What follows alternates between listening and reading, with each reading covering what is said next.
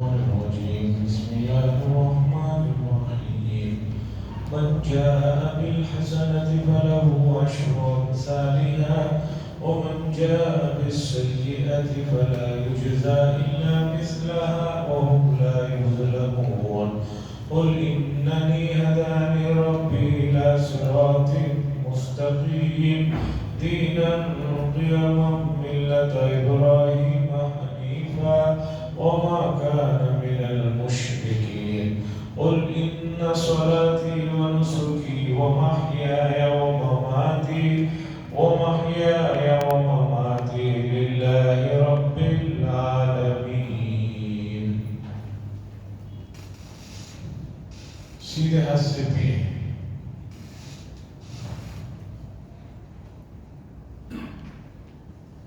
حضرات، سورہ انعام کی 3 آیتیں میں نے آپ کے سامنے پڑھی. سورۃ الانعام یہ 7ویں پارے میں شروع ہوتی ہے، 8ویں پارے میں آدھے کے قریب ختم ہوتی. مکی دور کی سورت ہے اور خاص بات یہ ہے کہ پوری سورت ایک ساتھ نازل ہوئی ہے. اور اس کی ایک خاص بات یہ ہے کہ جب یہ سورت نازل ہو رہی تھی تو حضرت جبریل علیہ السلام کے ساتھ روایتوں کے مطابق 70,000 فرشتے ساتھ میں آئے تھے. اور اس سورت میں بنیادی طور پر توحید کی اور رسالت کی اور مرنے کے بعد دوبارہ اٹھائے جانے کا جو مسئلہ ہے، ان تینوں مسئلوں کو اللہ تبارک و تعالیٰ نے بہت نرالے اور عجیب اسلوب میں سمجھایا ہے. جو آیتیں میں پڑھا ہوں ان کے پاس آنے سے پہلے سنیے. اللہ تعالیٰ نے یہ بات بتائی، لوگوں، ہر آدمی جب مرتا ہے تو وہ قبر میں تنہا جاتا ہے. کوئی بھی اس کے ساتھ نہیں جاتا اور کوئی بھی اس کے ساتھ کوئی چیزیں نہیں رکھی جاتی. اور میدان محشر جب قائم ہوگا، جب یہ دنیا پوری فنا ہو جائے گی، پورے انسان ختم ہو جائیں گے، اس کے ایک طویل عرصے کے بعد پھر پوروں کو قبروں سے نکالا جائے گا. حضرت اسرافیل علیہ السلام 4 جو مشہور فرشتے ہیں ان میں ایک حضرت اسرافیل علیہ السلام ہے. وہ سور پھونکیں گے تو اس کی آواز سے سب لوگ قبروں سے اٹھیں گے، اور جب قبروں سے اٹھیں گے تو اللہ فرماتے ہیں وَلَقَدْ جِئْتُمُونَا فُرَادَى كَمَا خَلَقْنَاكُمْ أَوَّلَ مَرَّةٍ وَتَرَكْتُمْ مَا خَوَّلْنَاكُمْ وَرَاءَ ظُهُورِكُمْ. قبروں سے سب لوگ اٹھیں گے. قرآن کہہ رہا ہے، اللہ فرمائیں گے کہ تم لوگ ہمارے پاس تنے تنہا چلے آئے. کما خلقناکم اول مرہ، جیسے ہم نے تمہیں پہلی مرتبہ پیدا فرمایا تھا. پہلی مرتبہ آدمی دنیا میں جب آیا ہے، کسی کا بھی بچہ ہو، کوئی بھی کیوں نہ ہو، وہ ماں کے پیٹ سے ننگا آتا ہے. اور جب آتا ہے تو غیر مختون ہوتا ہے، اس کی سنت بھی نہیں کی ہوئی ہوتی ہے.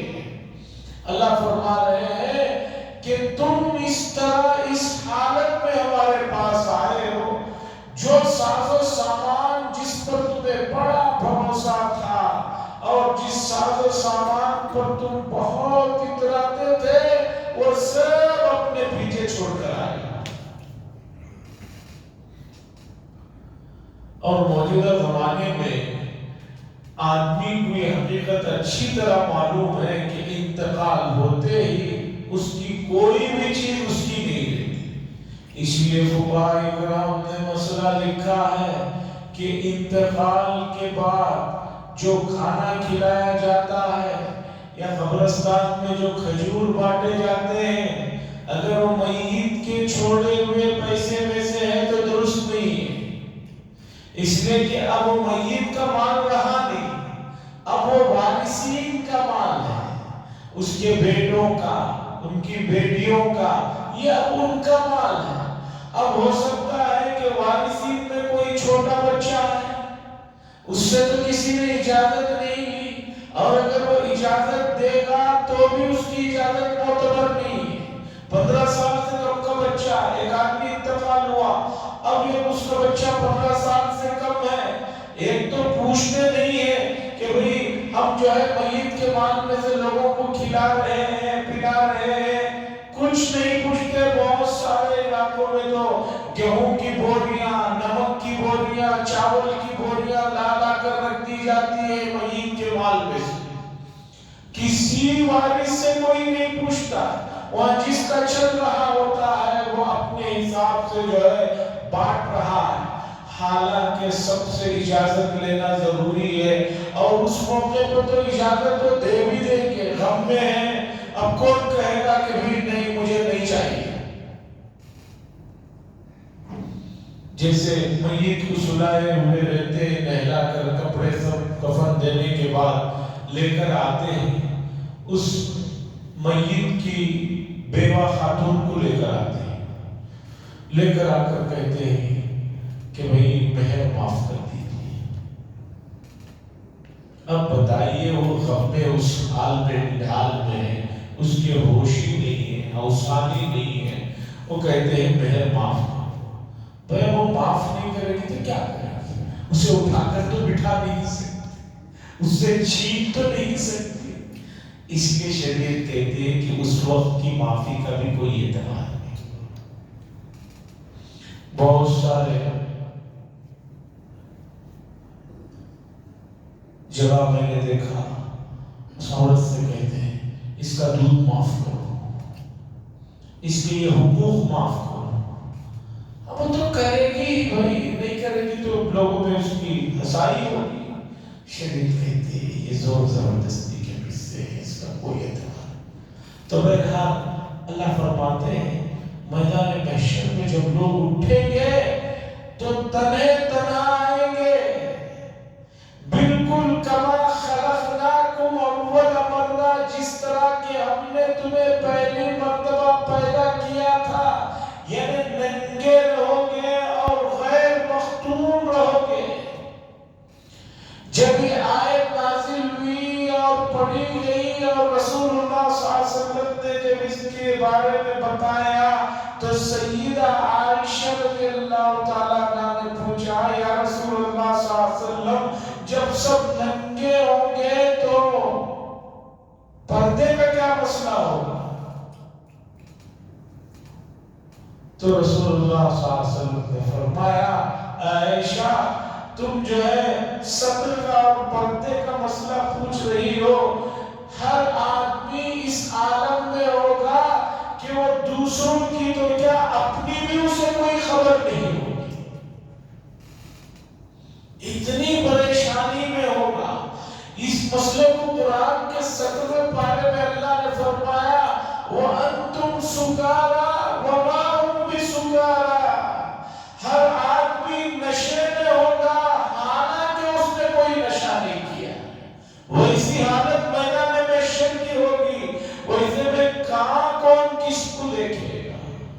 تو قرآن نے کہا وَخَوَّلْنَا مَا وَرَاءَكُمْ، جو کچھ تم نے اپنے جن چیزوں پر تمہیں بڑا ناز تھا ان تمام چیزوں کو تم پیچھے چھوڑ آئے ہو، تمہارے پاس کچھ نہیں رہے گا، اور خاص طور پر جن معبودوں کو تم مانتے تھے، جن کی پوجا کرتے تھے، وہ بھی آج تمہارے ساتھ نہیں، وہ بھی اپنے اپنے مسائل میں کھڑے ہوئے ہیں۔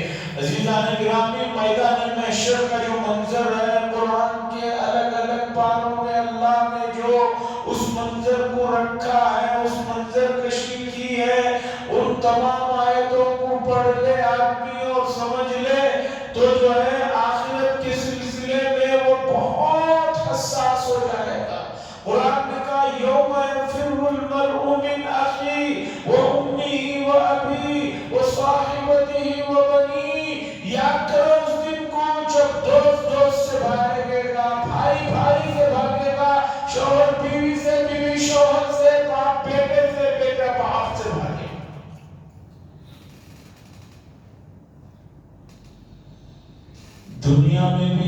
منظر بعض مرتبہ دیکھنے کو ملتے ہیں۔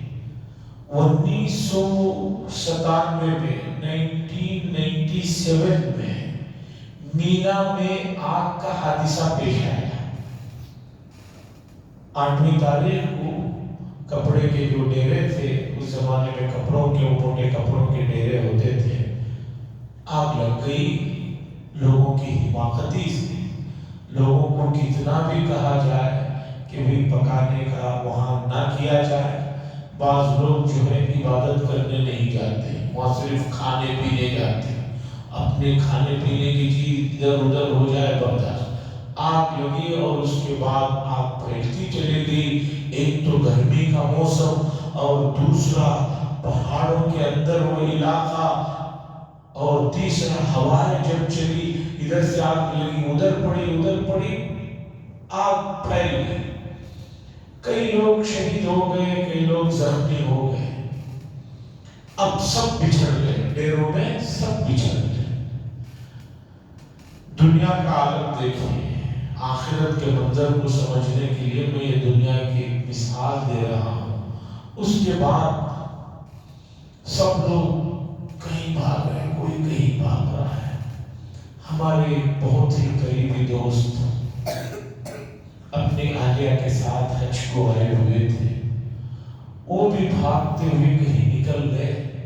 اس کے بعد اسی درمیان میں ہماری ان سے ملاقات ہوئی تو دیکھا بہت پریشان حال ہے، احرام میں ہے۔ میں نے جب پیروں کی طرف نظر کیا تو دیکھا چپل نہیں ہے اور کالا کپڑا بندھا ہوا ہے۔ میں نے کہا یہ کیا ہے؟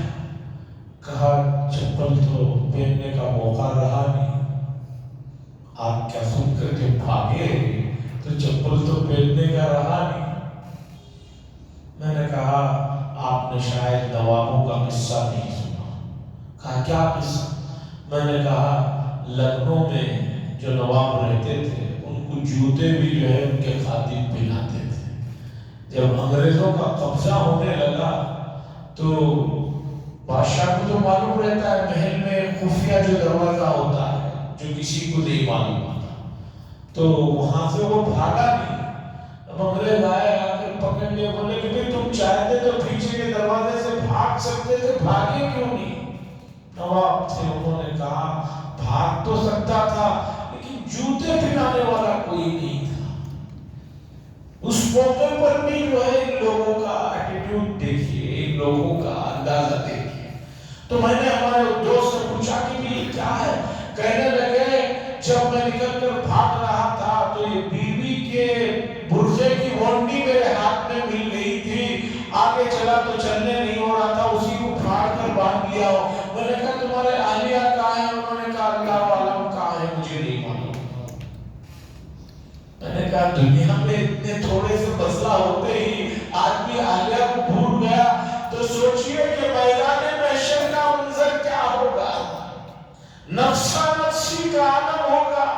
قرآن نے جو کہا کوئی کسی کے لیے وہاں فکر مند نہیں ہوگا، ایک مرحلہ حساب کتاب سے پہلے کا ایسا ہوگا وہاں ہر آدمی ایک دوسرے سے چھپتا پھرے گا۔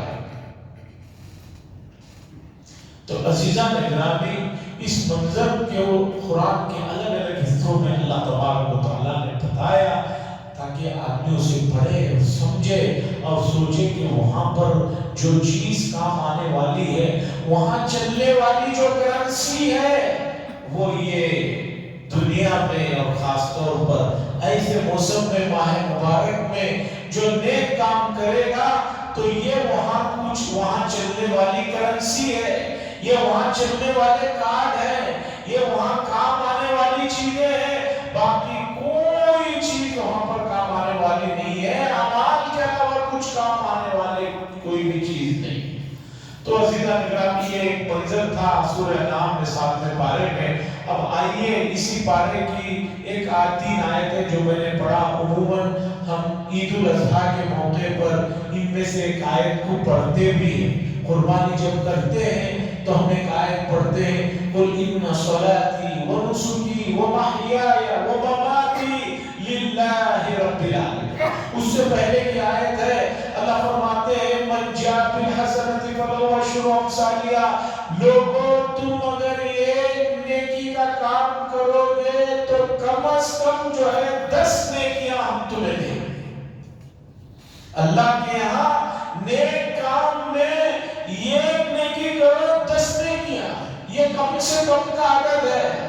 تیسرے پارے میں اللہ نے فرمایا کہ جیسے یہ دانے سے ایک 700 دانے نکلتے ہیں گیہوں کے، آپ نے دیکھے ہوں گے، اللہ فرماتے ہیں اتنی نیکیاں ملتے ہیں۔ واللہ یضاعف لمن یشاء، اور اللہ جسے چاہتے ہیں اسے اور زیادہ دیتے ہیں۔ 10 تو کم سے کم کا حصہ، جتنا خلوص اس کا بڑھتا جائے گا، جتنا اللہ کی محبت اور رضا اس کے اعمال میں بڑھتے جائیں گے، سمجھیے کہ وہ 10 کا عدد بڑھتا چلا جائے گا، اور اللہ ہی بہتر جانتے ہیں کہاں جا کر رکے گا۔ اس لیے کہ روزے کے بارے میں اللہ نے فرمایا بندہ روزہ میرے لیے رکھا ہے اور اس کا بدلہ میں ہی دوں گا، اور اللہ تبارک و تعالیٰ کی ذات بڑی مستغنی ہے، کتنا دیں گے اس کا اندازہ ہے۔ ہم جب بڑے بادشاہوں کے، گزرے ہوئے بادشاہوں کے قصے پڑھتے ہیں، واقعات پڑھتے ہیں تو حیران ہوتے ہیں، یعنی بادشاہ جو ہے کتنا زیادہ نوازتے تھے۔ جب ایک انسان اتنا زیادہ نواز سکتا ہے تو اللہ کی ذات نوازنے پر آئے تو کتنا نوازے گی اس کا اندازہ۔ اور یہ صرف زبانی جمع خرچہ نہیں ہے، یہ اللہ کا وعدہ ہے۔ وَمَنْ أَصْدَقُ مِنَ اللَّهِ قِيلًا، بات کہنے میں اللہ سے زیادہ سچی بات کون کہہ سکتا ہے؟ گزرے ہوئے زمانوں میں ایک بادشاہ کے پاس ایک شاعر آیا، شاعر آ کر خوب تعریف کیا بادشاہ سلامت کے بارے میں، اشعار میں۔ بادشاہ نے کہا کہ تم نے ہمیں بہت خوش کر دیا ہے، مانگو کیا چاہیے انعام میں۔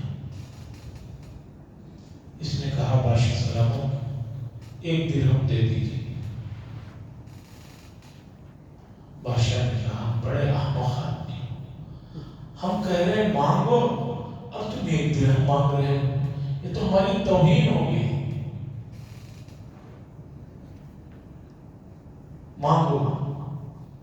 اس شاعر نے کہا اچھا جہاں پنا آپ کی آدھی سلطنت لکھ کر دے دیجیے۔ تو بادشاہ نے کہا بڑے نامعقول ہیں، پہلے جو مانگے وہ ہماری شان کے خلاف تھا، 1 درہم مانگے، اب جو مانگے ہو یہ تمہاری شان کے خلاف ہے کہ تمہیں آدھی سلطنت رکھتے، یہاں سے اسے نکالو، یہاں سے اس آدمی کو نکالو، سلیقہ نہیں ہے۔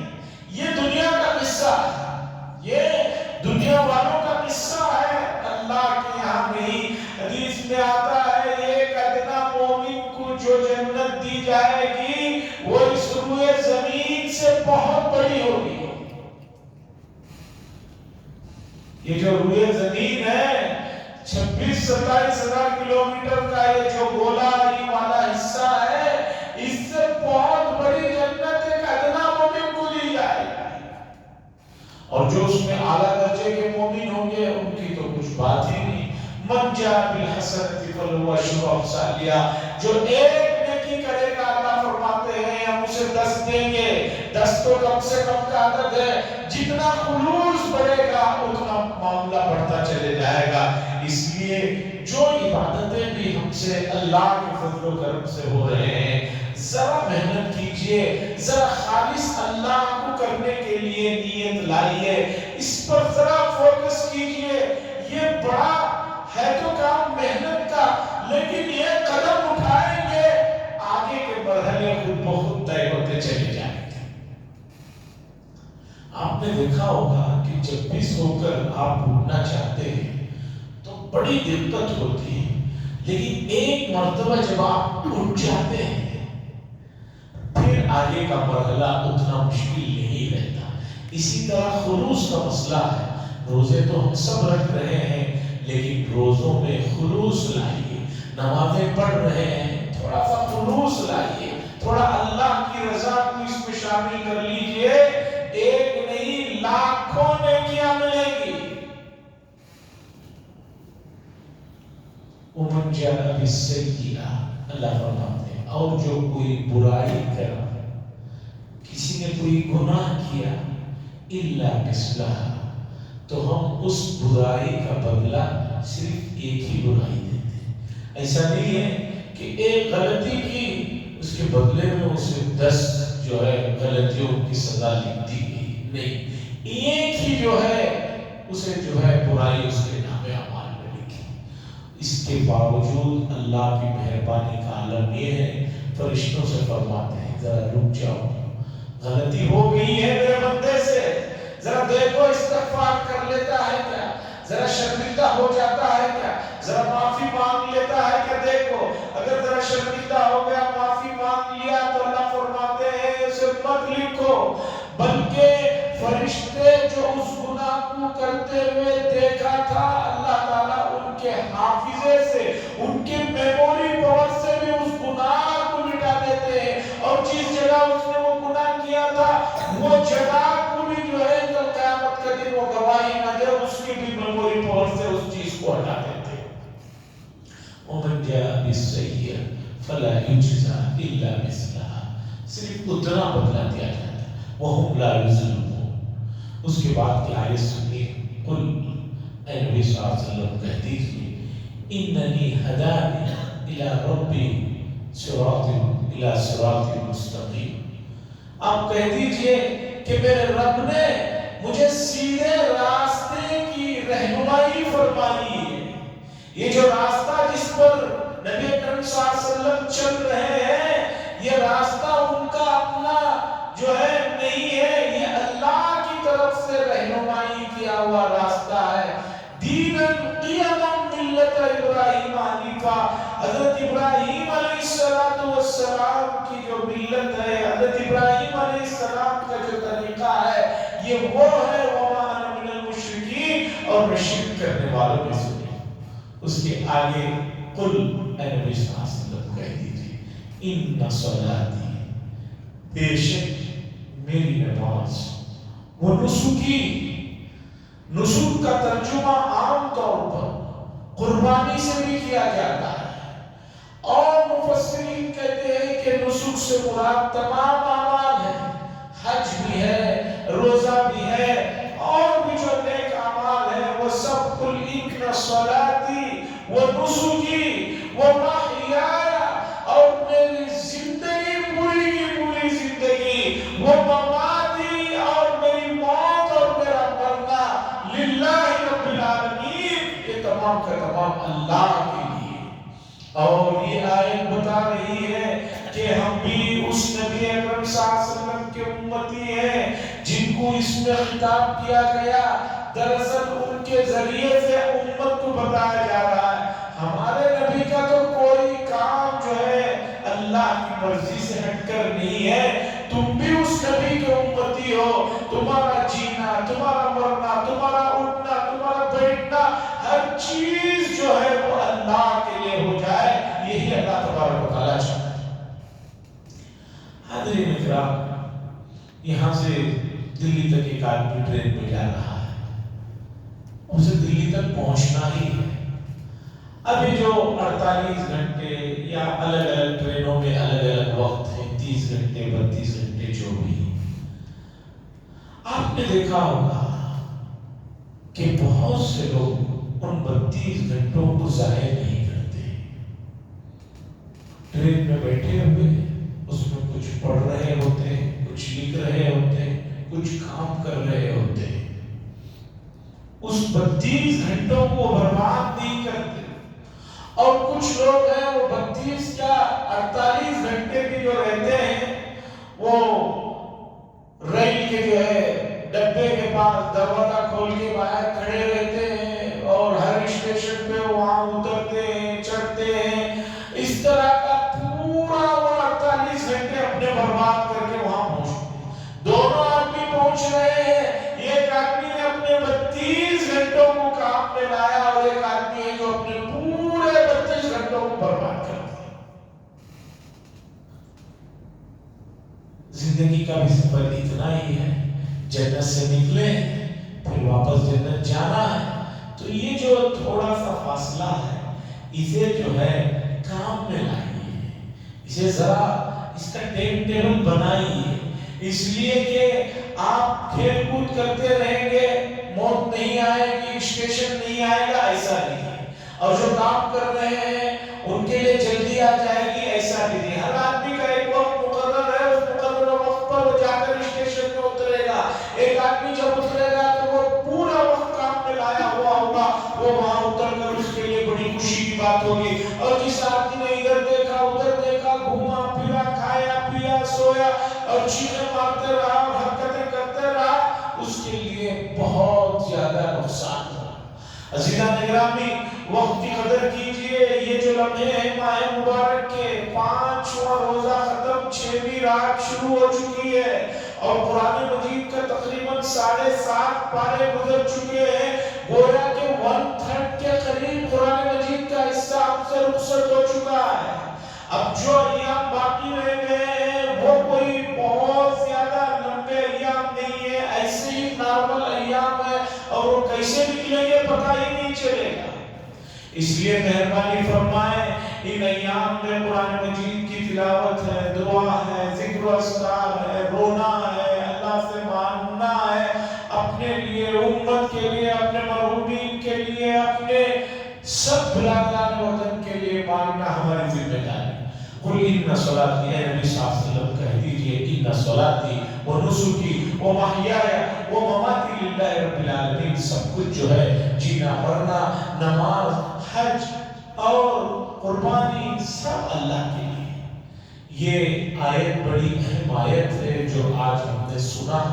میں چاہتا ہوں اس آیت میں جو نبی کو حکم دیا گیا اور نبی صلی اللہ علیہ وسلم کے ذریعے سے ہمیں حکم ملا ہے، ہم ہر وقت یہ سوچتے رہے کہ بھئی ہمارا اٹھنا بیٹھنا، جینا مرنا، سب کچھ جو ہے اللہ کے لیے۔ مذہب نے کسی بھی معاملے میں جو تعلیم دی ہے، آپ اس کا کسی بھی دوسرے مذہب سے کمپیر کیجئے، آپ کو لگے گا کہ وہ چیز جو آپ کو دی گئی ہے وہ سب سے بہتر ہے۔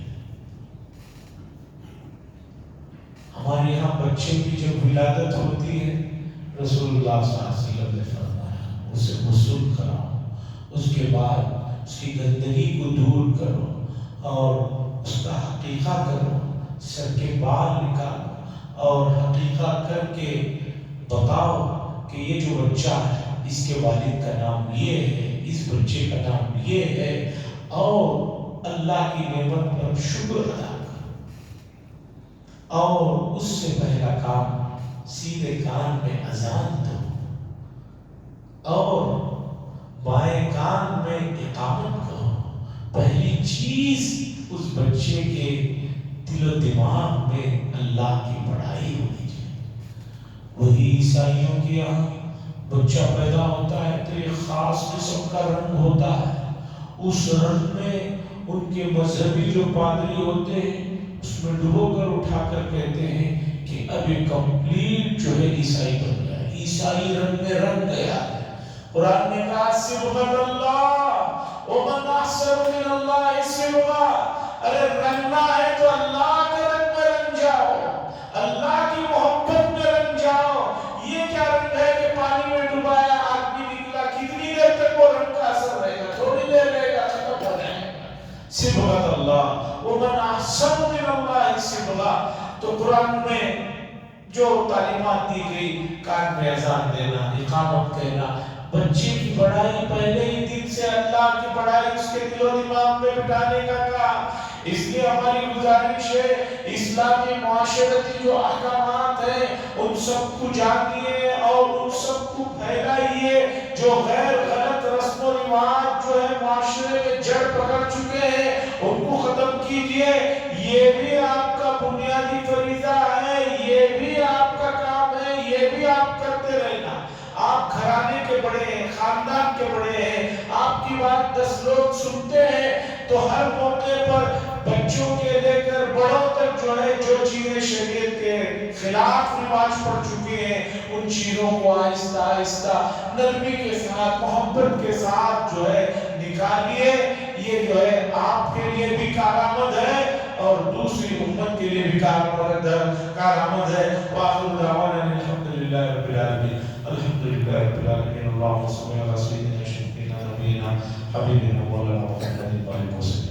اللهم انت السلام منك السلام تبارك يا ذا الجلال والاكرام.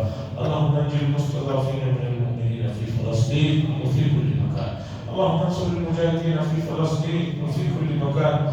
اللهم اشدد وطأتك على اليهود. اللهم اجعلها عليهم سنين كسن يوسف. صلى الله تعالى وسلم على خير خلق محمد وعلى آله